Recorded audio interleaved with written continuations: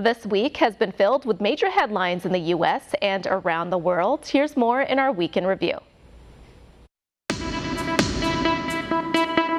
The week begins in Manhattan. There is no indication at this time that this was an act of terror. Scary moments for New York City as a helicopter crash lands on top of a high-rise Monday afternoon, killing the pilot on impact. Also that day, frankly, it reflects diplomacy at its finest.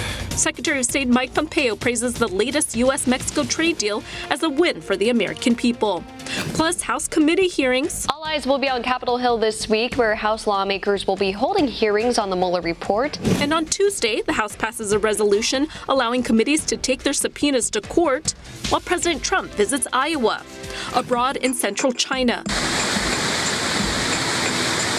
more than 60 people dead amid catastrophic storms in the country. Midweek, Donald Trump Jr. appears before the Senate Intel Committee for a second time, answering questions in connection with the testimony of Michael Cohen. The reality, there was nothing to change. And President Trump asserts executive privilege over documents related to the 2020 census citizenship question, and also meets with the Polish president at the White House Wednesday. Meanwhile, in Montana, Vice President Mike Pence discusses the state's meth crisis.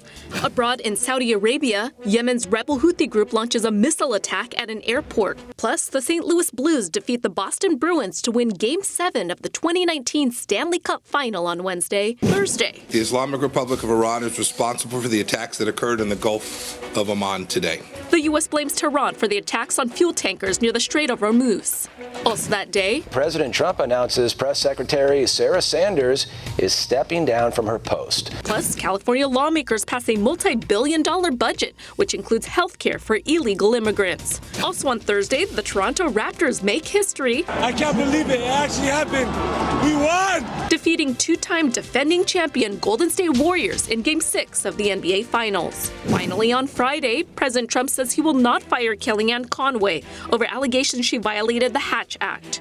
And President Trump turns 73 Friday as the Army celebrates its birthday. Retired and active military personnel gather on Capitol Hill for the 244th birthday of the U.S. Army. And finally, Americans across the country celebrate National Flag Day, commemorating the adoption of the U.S. flag back in 1777. Rachel Acenas, One America News.